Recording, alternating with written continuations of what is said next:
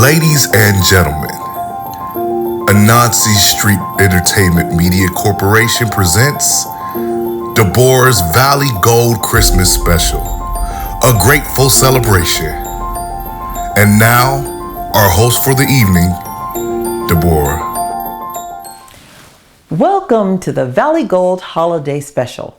I'm Debórah Benton, and I'll be your host for the evening. I'd like to begin by sharing a story. My team and I began planning for this holiday special more than a year ago, based on the theme Grateful Celebration. The original plan was to have a grand concert that included a 13-piece orchestra, award-winning artists from near and far, all before a live audience of 500 guests, and a dazzling reception to follow. But things did not go according to our plan, and so we had to pivot. But initially, we didn't know what we would pivot to. All we were sure of was that we were bringing you a primetime Grateful Celebration Christmas special. As the producer and host, I was really struggling with what the content would be. Going forward, I prayed. Days later, I came across an article in the Buckeye Review newspaper that featured a masquerade ball given by Dowdy's organization, United Returning Citizens, and I thought, there lies the content for the Christmas special. This television special is to remind us to be grateful of the fact that we have come so far, through so much, and we're here today to tell the story. So, as we celebrate the birth of Christ and what his gift has meant to us, let's begin with a song. Tonight is a night of grateful celebration as we honor the birth of our Lord. Please welcome Joyce Jones Hines singing, "O Come All Ye Faithful." O come all ye faithful, joyful and triumphant. O come ye to Bethlehem. Come and behold him, born the King of angels. Oh, come, let us adore him. Oh, come, let us adore him. Oh, come, let us adore him, Christ the Lord. Sing, choirs of angels, sing in exaltation. Oh, sing, all ye citizens of heaven above. Glory to God, glory in the highest. Oh, come, let us adore him. Oh, come, let us adore him. Oh, come, let us adore him, Christ the Lord.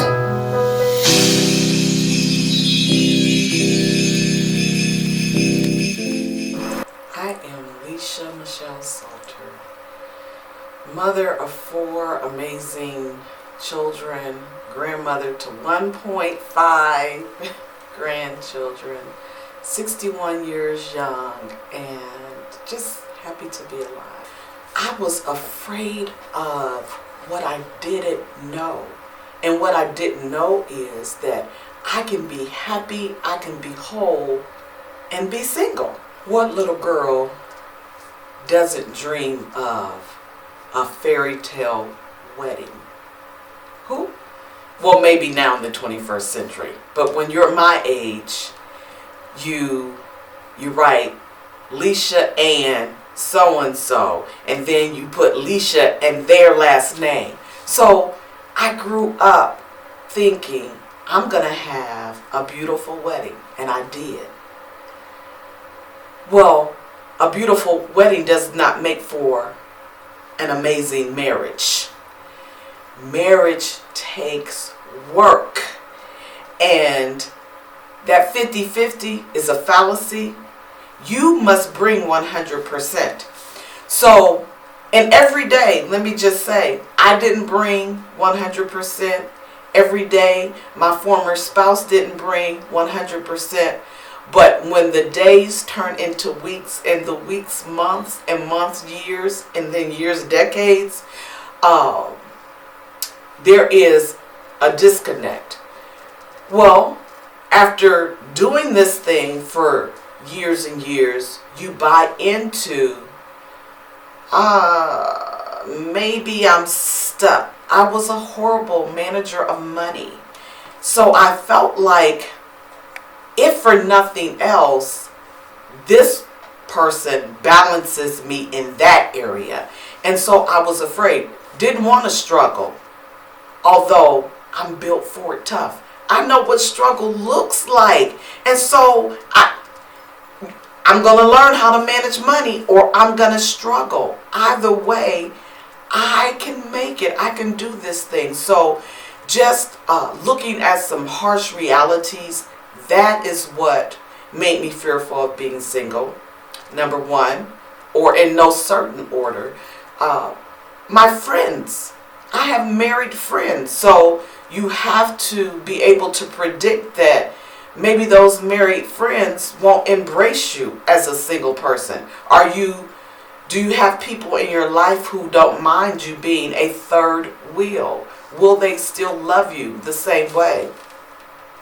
And then primarily, I wanted my children to be reared in a 2-parent home. Period and bottom line. With no forethought that children are not stupid. They get it. They can tell you some things that they've never heard you say, but they're intelligent enough to know it's happening. 20 years ago,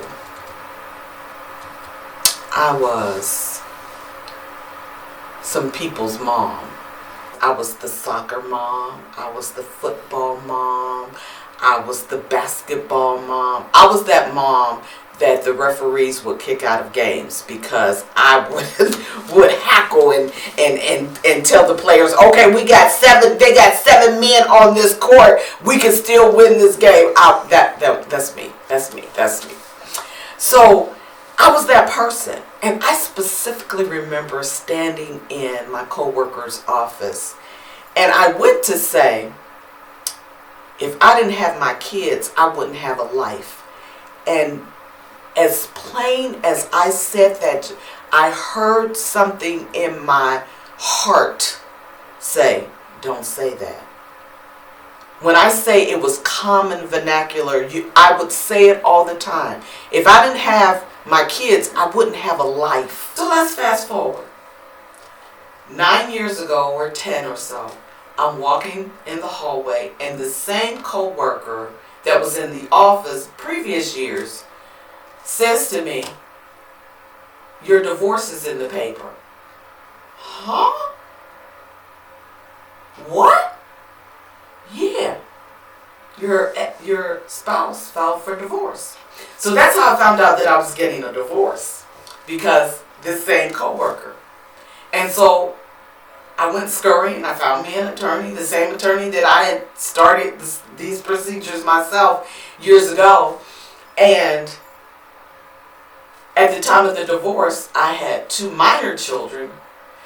My 2 older children were grown adults. And I lost custody of those 2 minor children. Now, to say devastated, like I don't even have the vernacular to describe, to explain what emotionally I felt. But I understood what I heard when I heard, don't ever say, if it weren't for my children, I wouldn't have a life. Because I had lost custody. And it was ugly. Not only did I lose custody, at least one of them made a choice. I want no part of you. Going to basketball games, going to football games, going to support cheerleaders and majorettes was no longer an option, because the family dynamic was busted. But I made it. Those relationships are healed.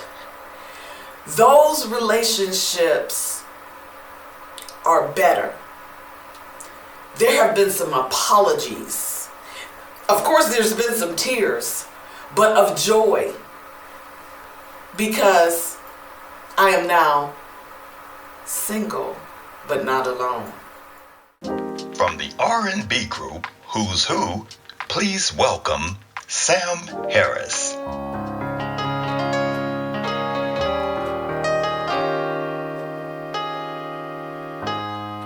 Once upon an evening divine, trees swayed in a rhythm, stars shining bright, and on that night,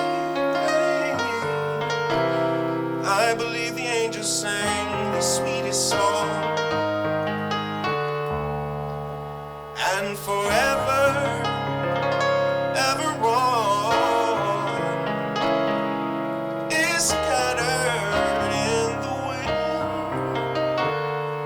and it will always, always be everywhere and within. With every drift of snow in December, there's an angel somewhere dancing on a cloud. So be happy, so be happy, and let them snow fall down.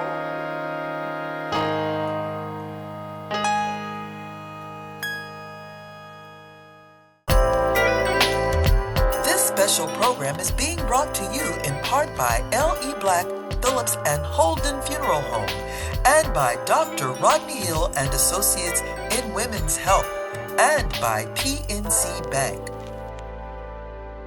Special delivery. That's what each newborn baby is in the hands of your team in the village. Dr. Rodney Hill and his professional staff of nurse practitioners, conveniently located on 5th Avenue in Youngstown, open weekdays and Saturdays. Call today.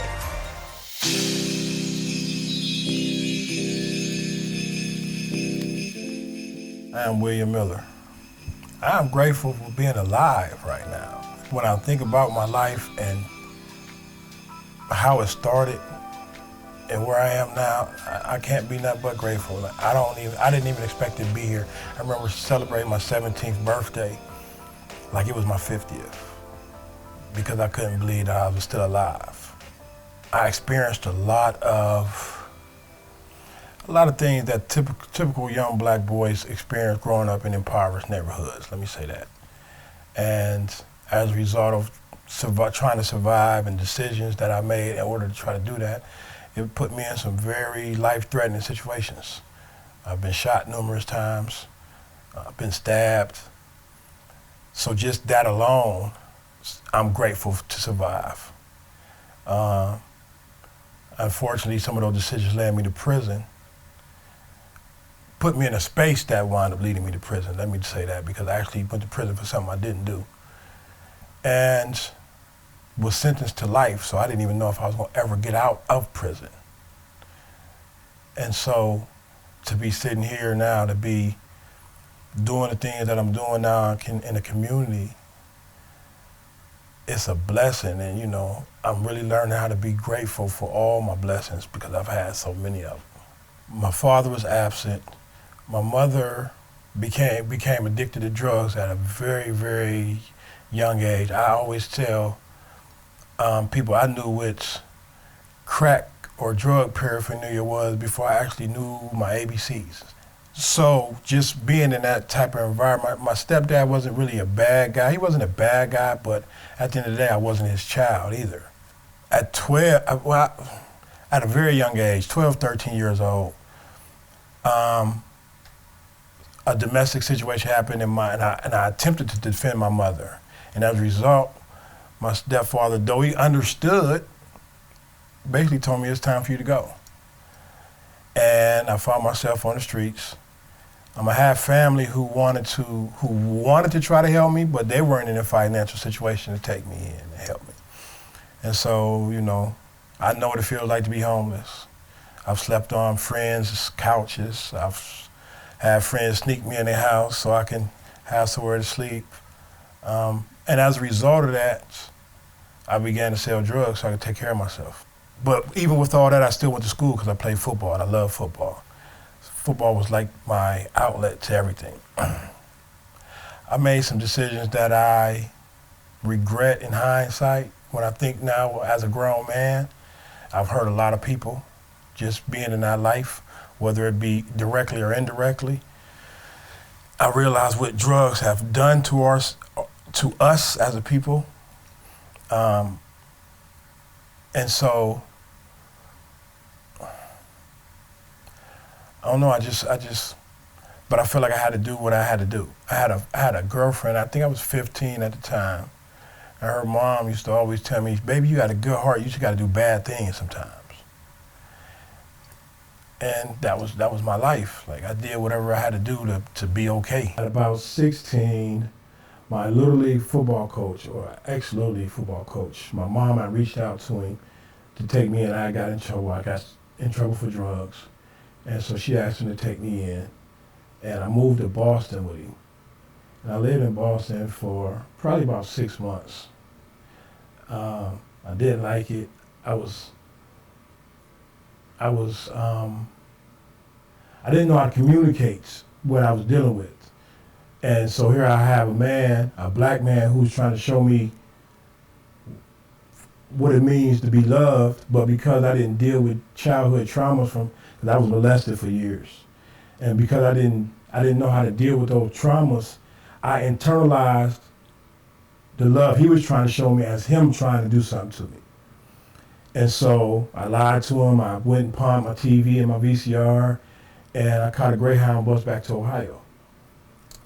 Wasn't back long, probably a couple weeks. Got locked up for drugs again. This time my mom reached out to an uncle that I had in Baltimore who had his own business, and she asked him to come get me. He was in the Marines. And so his mentality was a military mentality where we got to break you and then build you. And I remember having a conversation with him one day, and I told him, man, you can't break somebody that's already broken. You can't threaten to put me out because I've already been homeless. That don't scare me no more. You can't threaten to do these things to me because I've already had worse done to me. And so I had a friend whose family just loved me, white guy. Family loved me. And he put me out one day to try to prove a point. I came home from football practice, and I came in the house, and he had my bags packed, and he said, your bags packed, let's see if they really like you. And I left. I went and stayed with a couple friends. I graduated from high school, and a real close friend of mine in Youngstown had got killed. And I remember my brother calling me, the one that's right under me. I remember him calling me. He always looked up to me. He said some things to me, and I'm just like, I can't let my little brother look at me like this. I graduated June 7th in Baltimore from high school. June 9th, I was again back on the Greyhound to Ohio, to Youngstown, because I didn't want my brother to look at me as a punk or the way he looked at me, because I was trying to live a different life. So I came back to Ohio, started selling drugs again immediately, hooked up with the same guys that I had been with my whole life pretty much. And about a year later, within a year's time, I had been shot numerous times. I've been stabbed. And I wound up being charged with murder, an attempted murder, something I had no idea about.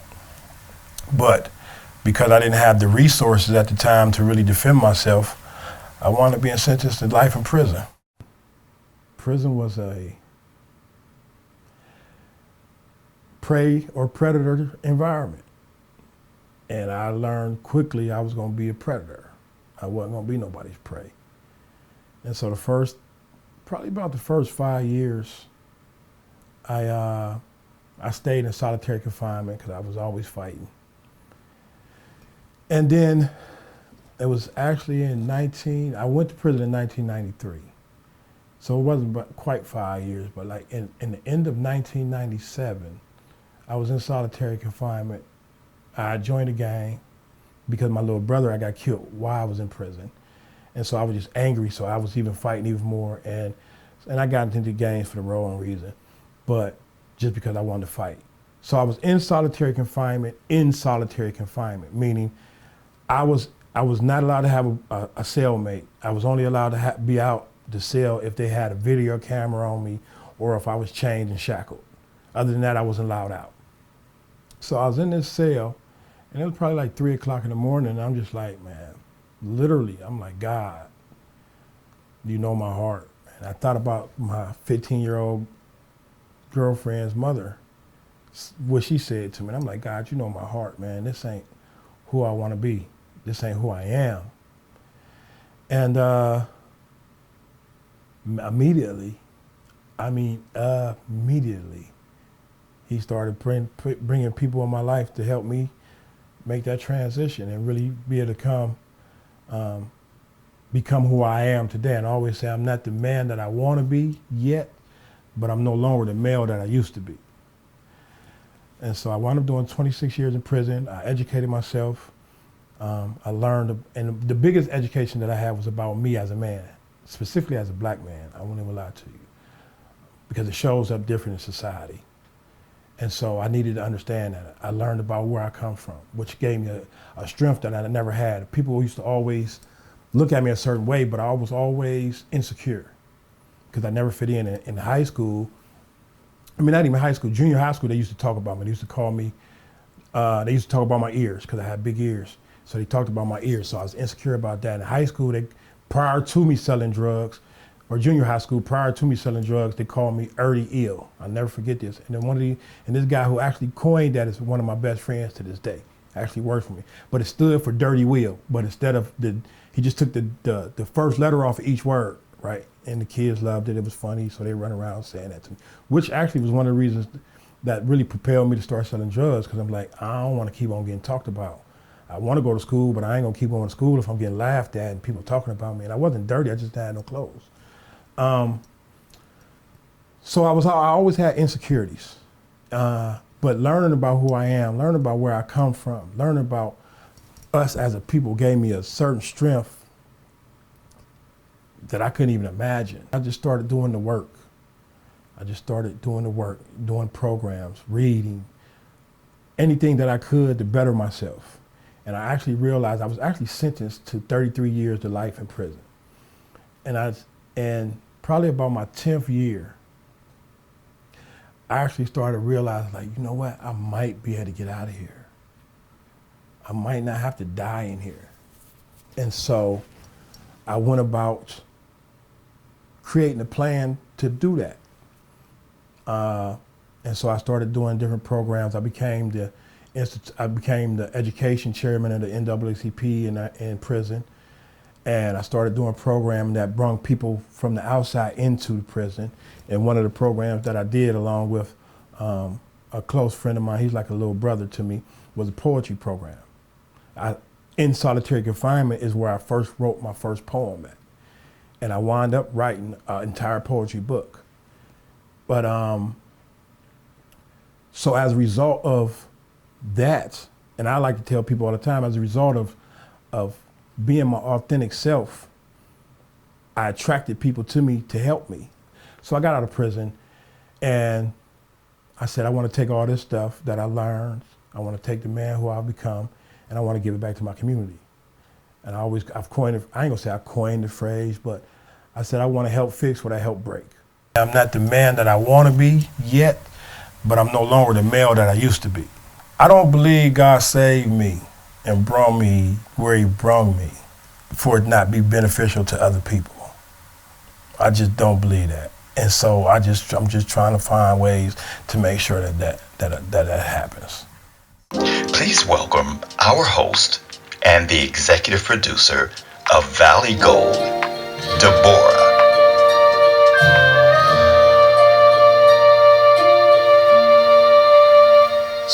Said the night wind to the little lamb, do you see what I see?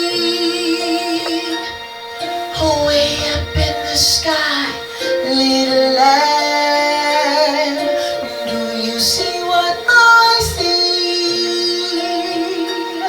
A star, dancing in the night with a tail as big as a kite, with a tail as big as a kite. Said the little lamb to the shepherd boy, do you hear what I hear?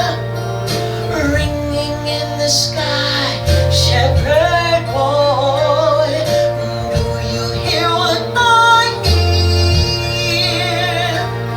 A song, high above the trees with a voice as big as the sea, with a voice as big as the sea.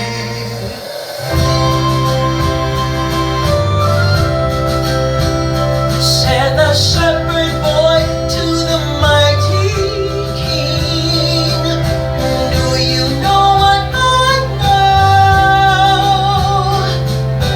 In your palace warm, mighty king, do you know what I know? A child shivers in the cold. Let us bring him silver and gold. Let us bring him silver and gold. Said the king to the people everywhere, listen to what I say. Pray for peace, people everywhere, listen to what I say. The child, sleeping in the night, he will bring us goodness and light. He will bring us goodness and love.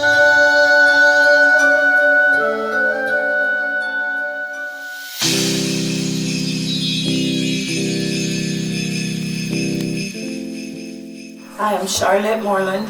I'm from Youngstown, Ohio. I was originally born in Tallulah, Louisiana. And I've been in Youngstown since I was 7 years old. I'm grateful for the person that I am today because of what I came from in the past. And when I say that, I mean the anger. I was a very angry person. I used to be very angry, and my anger caused me to do a lot of mean things and a lot of bad things to people. And it caused me to do some time in prison, a significant amount of time. And in that time, I decided to better myself so that I can come home and be a better person, be a better me, a better mother, a better sister, a better Christian, and a better woman. And I'm grateful for that. In 2007, I lost a child. I lost a 3-year-old child to gun violence. And it was horrible. It was a horrible thing to go through. And then in 2011, I lost another child. I lost my son to gun violence as well. And it tore me up inside, and it made me angry. It made me bitter. It made me want to, hurt people because I was hurt. So I wanted to hurt other people. I wanted people to feel like how I felt. I felt rotten inside. I felt bad. I was lost. I felt dark. It was like so much darkness. I was broken. I started drinking a lot. And it caused me to do some stupid things. I ran into some police officers and tried to run them over. I got 5 years for that. I did the 5 years. And I did a lot of reflecting. I did a lot of soul searching and reflecting. I did a lot of praying to God. What helped me the most was I did some grief counseling with the chaplain in there, and she helped me out tremendously. I memorized Psalm 91, and I used to recite that Psalm 91 every night. He who dwells in the secret place of the Most High shall abide under the shadow of the Almighty. And I would just recite it to myself, and for some reason it always made me feel better. It's like I got confirmation from God. Your kids are going to be okay. I'll take care of your kids. They're going to be fine. I took a lot of classes. I took a lot of groups, a lot of anger management, anything that had something to do with me controlling my anger or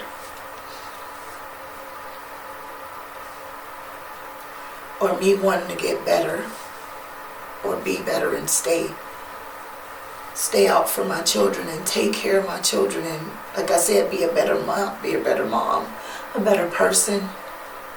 I did that. So when I came home in 2017, I was determined to stay home. So I worked I did anything. I did fast food. I didn't care. I started saving money, because I wanted to do bigger things. I wanted to just not work. I wanted other things. I didn't want to go back to the streets or any of that. So I'm like, okay, I have to figure something out. What can I do next? What's my next big thing? So I started my own business. I started from home, selling furniture. And my customers would come to my house and they would buy things from me. And my house was literally packed from floor to ceiling with boxes and boxes and boxes. But it would sell fast, so it wouldn't be like that all the time. But I did enough to where I can, get out of my house and get into a building, start from a building. But yes, I'm grateful, and I got a lot to be grateful for. And it took me a long time to get here, but I'm here, and I'm okay with that. From the R&B group Who's Who, please welcome Sam Harris.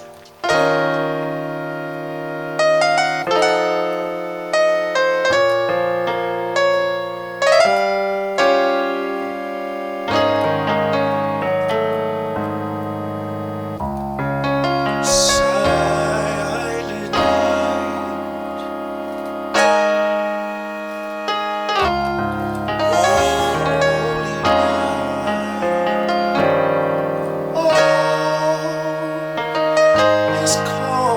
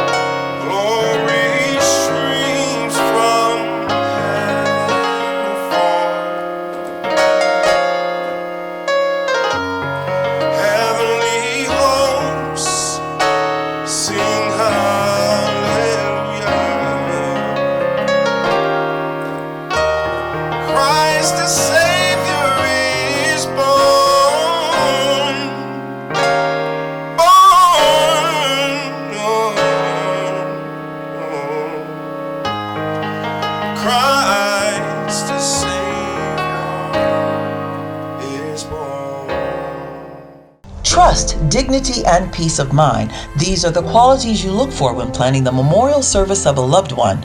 L.E. Blaq Phillips and Holden Funeral Home is the name families have come to rely on for pre-need planning, grief support, financial guidance, and compassion during life's most difficult time. Located at 1951 McGuffey Road in Youngstown, in the time of need, it's L.E. Blaq Phillips and Holden Funeral Home, still caring for the memories most cherished by you.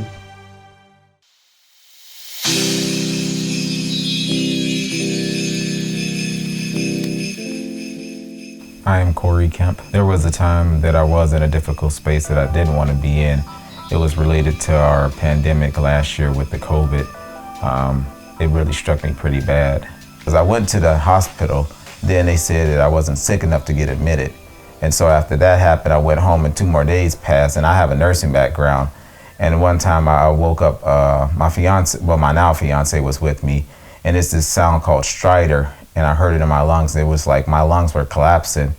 And I tried to call for 911, but I just knew I wasn't gonna make it. And so she said I passed out, but I drove myself to the ER, and then they admitted me. So it was definitely traumatic because I just knew I wasn't gonna make it. And they said when I got to the ER, my saturation of oxygen was like in 40%. When the hospital was like a zombie war zone. I mean, I'm telling you, the nurses were passing out. And I just knew, even in there, like I said, with my medical background, I was always reading my labs, always reading my charts, trying to do what we teach patients to do. And so it's like, for me, I was flipping myself prone. That's like flipping yourself upside down, what we do to like lung patients. Even the incentive spirometer, the breathing machine, I can only get up to 250, and we tell patients to get up to 1,500, 2,000. And so I had COVID and pneumonia, they said, at the same time. And it was just, medically, I never experienced myself to be that sick. I gave myself a pep talk. It was about day 7, because it seems like I was just still going further and further downhill. The doctors would order more antibiotics. Some of the lab work that was coming back, I never even heard of some of the stuff they said that I had. So I was looking in the mirror, and I stood there, and it just was like, hey, you got to pull yourself out or you're not going to make it. I did some push-ups on the wall, like 10 push-ups. I walked around for an hour, and crazy or not, I started singing because I knew that would open up my lungs too. So I just tried to do everything it was to just try to fight. But I know it was a time where I was just like, well, if this is my time to go, because it was just so hard. It was just so hard to fight to be okay.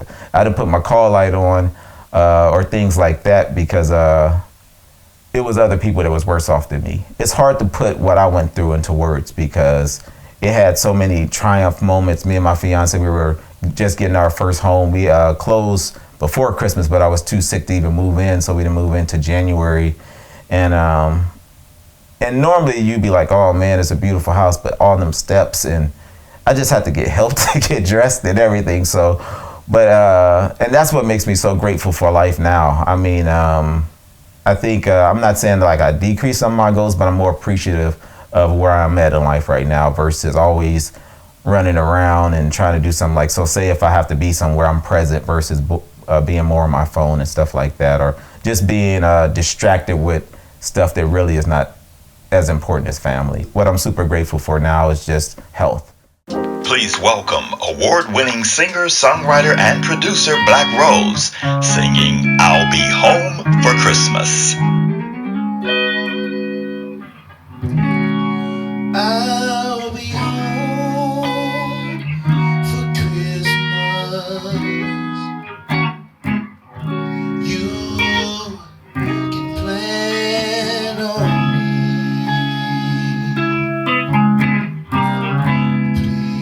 Please have snow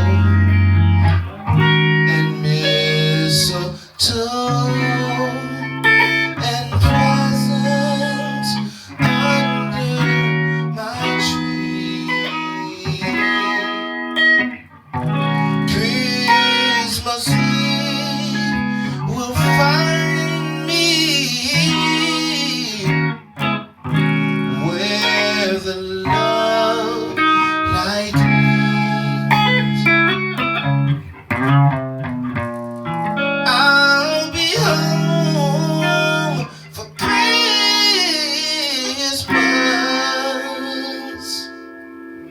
If only in my dreams.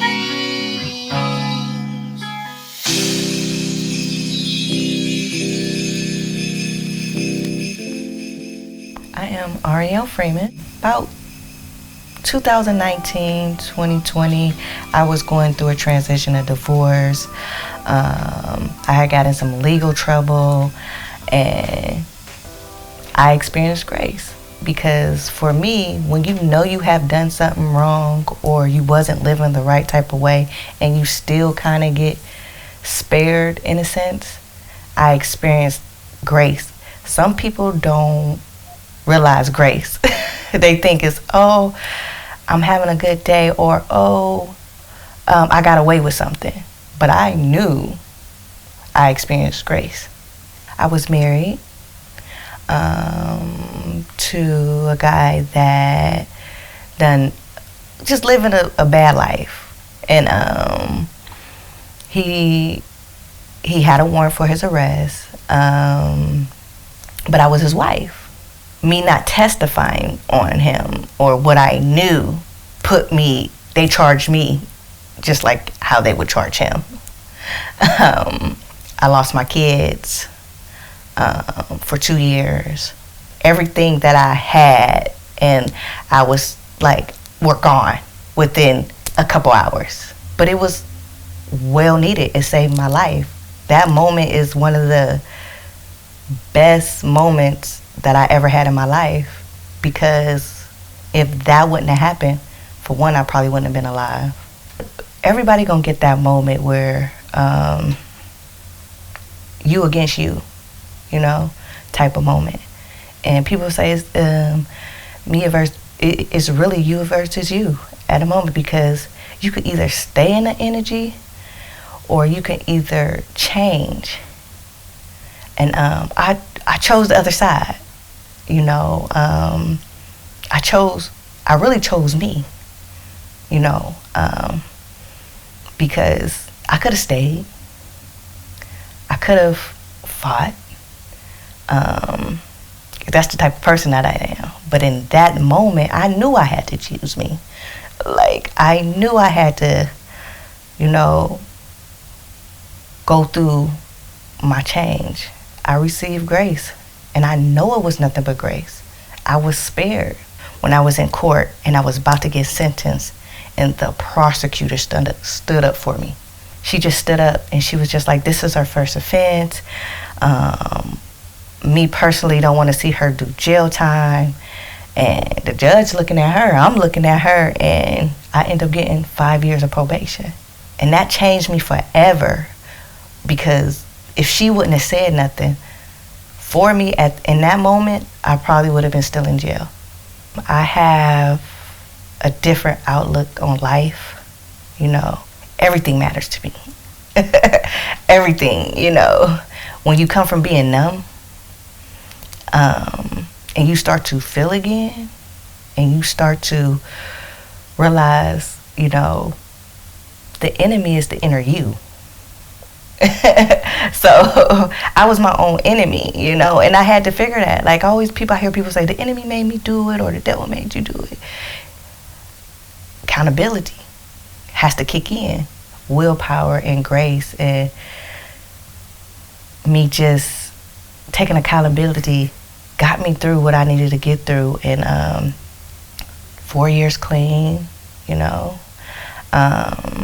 my own business. I have a fiance. He's wonderful. I got my kids back, and moving forward, every day is I'm still living in that moment. Please welcome our host and the executive producer of Valley Gold, Debórah, singing The Little Drummer Boy. Come, they told me, pa-rum-pa-pum-pum, a newborn king to see, pa-rum-pa-pum-pum.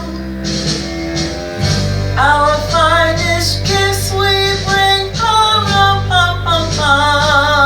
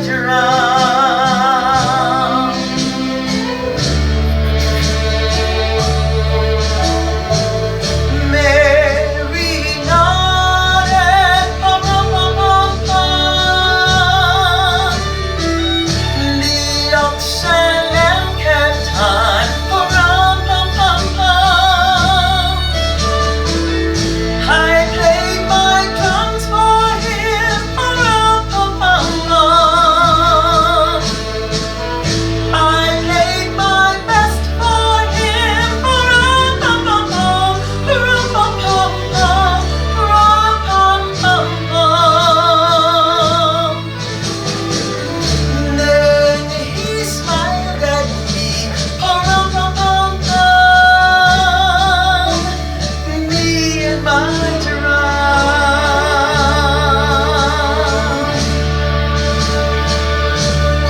Me and my drum. Special delivery. That's what each newborn baby is in the hands of your team in the village. Dr. Rodney Hill and his professional staff of nurse practitioners, conveniently located on 5th Avenue in Youngstown, open weekdays and Saturdays. Call today.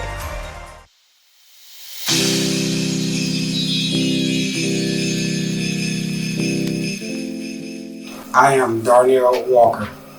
25 years ago, I came to Youngstown from Detroit for the sole purpose of selling drugs. I was sentenced to a life sentence.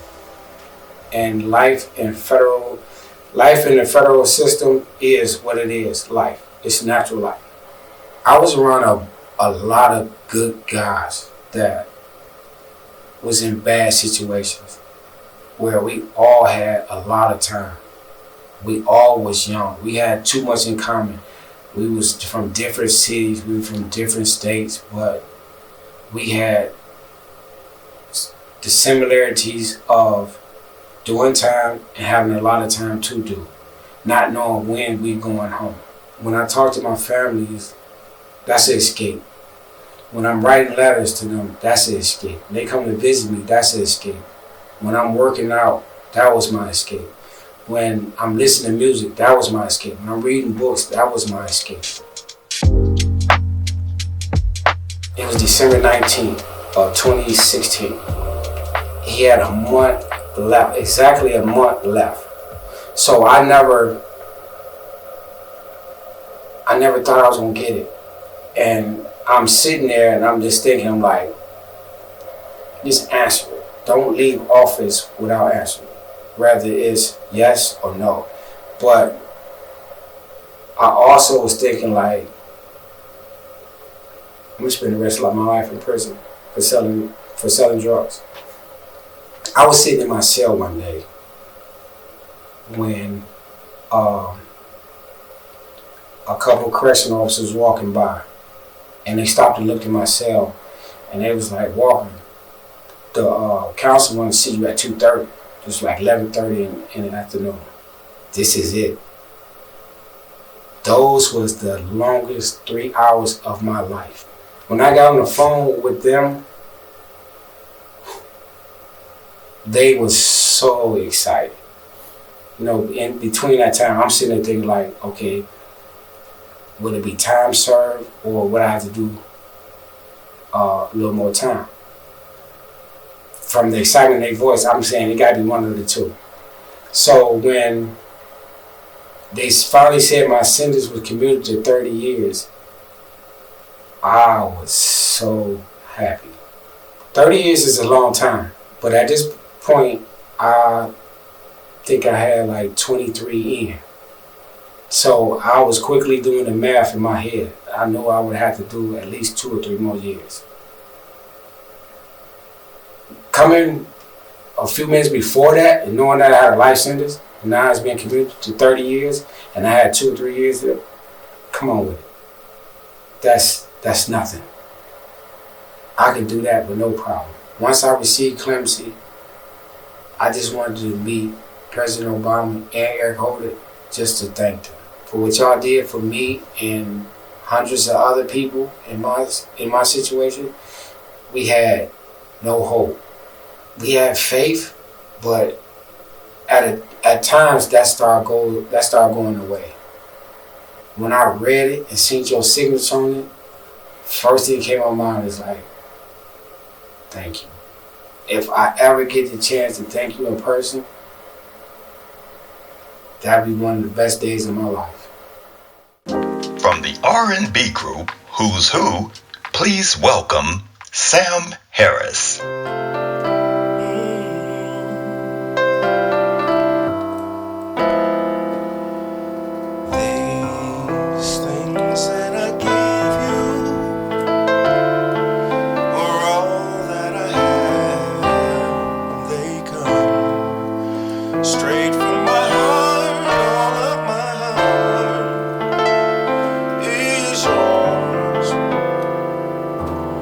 I give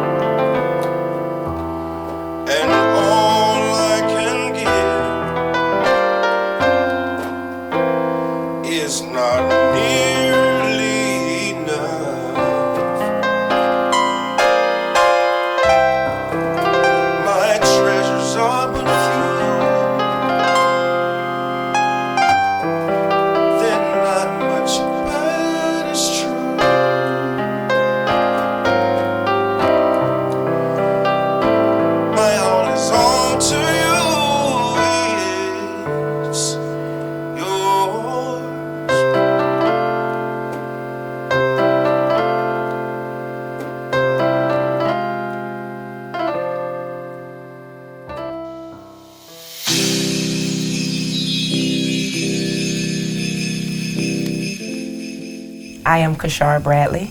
I stay in the Boardman area of Youngstown, Ohio. 7 years ago, I was incarcerated. I was sent to prison for 2 years. I lost myself. I really didn't know who I was as a woman, as a young adult, as a young mother. Growing up without a mom or a dad, was raised by my grandmother. It was kind of hard on me because I didn't understand, why they were not present. So it turned into rebellion and just destruction. And I just had this attitude of I don't care, and I was doing a lot of wrong things for men, looking for love, thinking that, these guys had my best interest at heart, and I had to find out the hard way. So I ended up going to prison for 2 years. I always say it was the best thing that happened to me. Only God knew my journey. It helped me, it saved my life, actually. And it gave me a better relationship with God. Really repenting and surrendering and turning my heart over to God was the best thing I ever could have done. But I remember riding in the van, and I kept hearing a voice saying, "You're going to be okay. You're going to be okay." And I just asked God, I said, I don't know what's the reason, but I know it's your reason. So whatever it is that you need me to do for these 2 years so I can come home and help the next woman or young man not make the mistakes that I've done, I'm all for it. And I just grew a closer relationship more and more. I would go to church, I would run Bible studies, I would do different things to just get that relationship with my higher power. And I had to let go, and I had to face a lot of the ugly, the bad, the good, all by myself.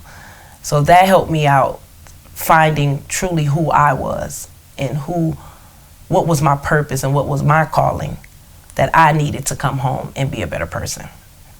Being surrounded around women, addicts, baby killers, child molesters, it's a whole different world inside of there. My main focus and my drive was my son.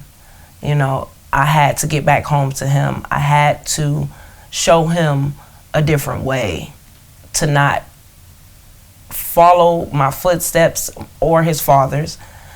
Me and his father were incarcerated at the same time. So that was a lot on me, my mental state, worried about my son. He was in good care with my family, but it was nothing like a mother to being there. So that was my vow I made to myself, that I would never leave him again. The reconnection with my son coming home was challenging. I felt like I had to make up for lost time, and that's where I went wrong at. I felt like I missed out on so much, so I tried to make up for the 2 years that I was gone, and that was kind of causing our relationship to go downhill instead of uphill.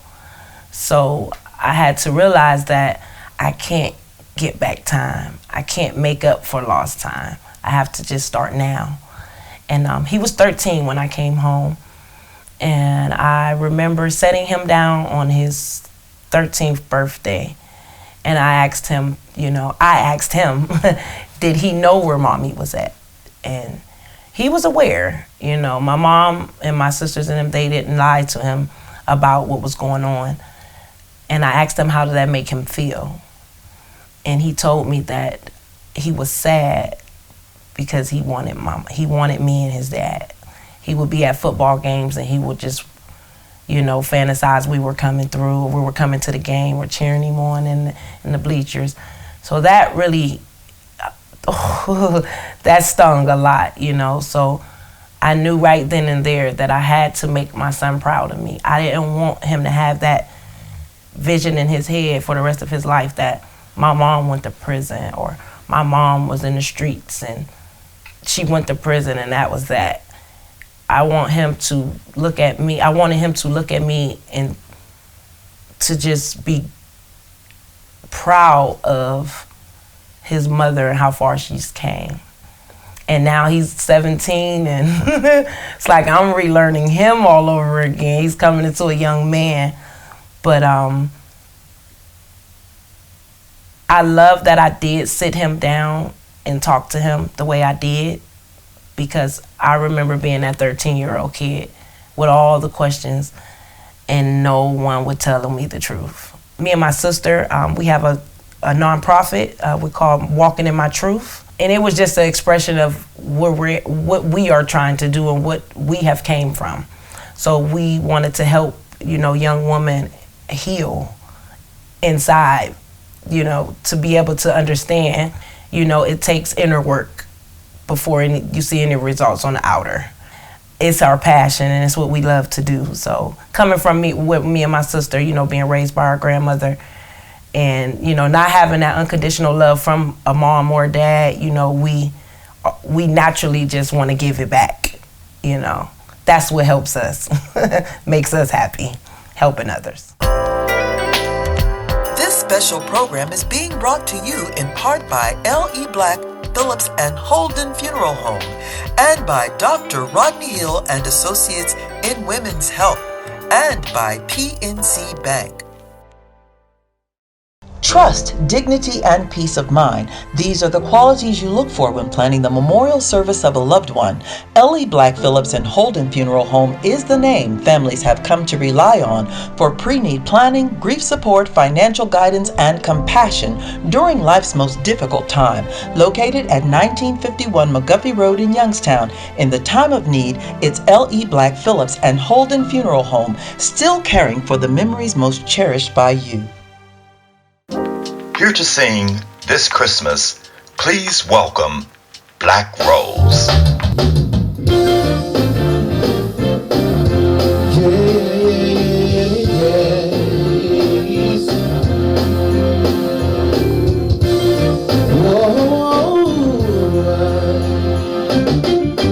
Hang on the mistletoe, I'm gonna get to know you better. This Christmas, and as we trim the tree, how much fun it's gonna be together. This Christmas, the fireside is blazing bright. Oh, we're caroling through the night, and this Christmas will be a very special Christmas for me. Yeah. Shake a hand, shake a hand, shake a hand, y'all. Listen, presents and cards are here. My world is filled with cheer and you. This Christmas, and as we look around, your eyes outshine the town they do. Oh, this Christmas, the fireside is blazing bright. We're caroling through the night. Oh, this Christmas, it will be a very special Christmas for me. Oh, shake a hand, shake a hand, shake a hand, y'all. Hey.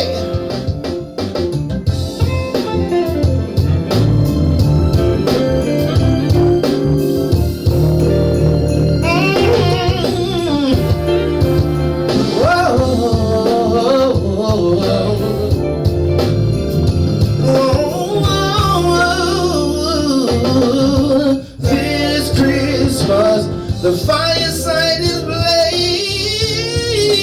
bright. We're caroling through the night, and this Christmas, it will be a very special Christmas for me. Oh, yeah. Shake a hand, shake a hand. y'all. Oh.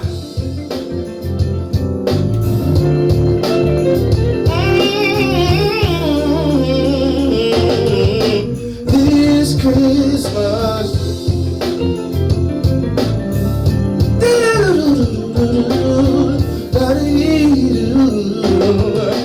This Christmas, the fireside is blazing bright. We're caroling through the night.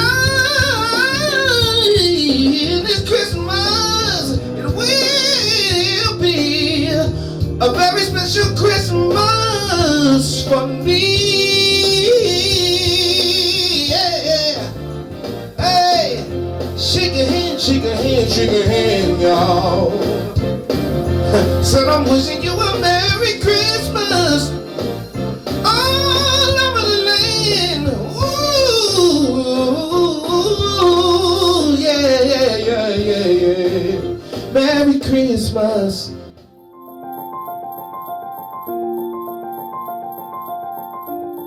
We hope you've enjoyed this presentation of the Valley Gold Holiday Christmas Special. We pray you have been inspired by the songs and the stories, and above all, that you are reminded of your many blessings. You can always find a reason to be grateful and to celebrate. Thank you for watching, and from our entire team and family, Merry Christmas and good night. On behalf of Anansi Street Entertainment Media Corporation and the Valley Gold Show with Debórah, we would like to thank each of our sponsors and viewers. We wish you a very Merry Christmas and a blessed New Year. Hey, Debórah and Valley Gold watchers, this is Walter the Whispers, standing here in the St. Louis airport. We just finished the show last night, which is a tribute to longevity in our opinion. We're so glad to still be here doing what we're doing. And we're so glad to know you. Tell all your watchers you love Debórah. Have a great Christmas and a great New Year. I don't think I could have said it any better. He stole all of my thunder, Debórah, but I still would like to say Merry Christmas, Happy New Year's. I think we look pretty good to be 108 years old, don't you think? Peace, my love.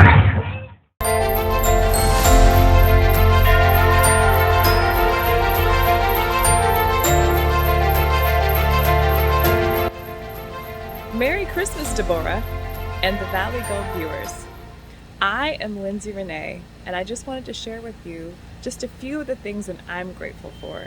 I'm grateful for my family. I'm grateful for love. I'm grateful for surviving these last few years with grace and many blessings.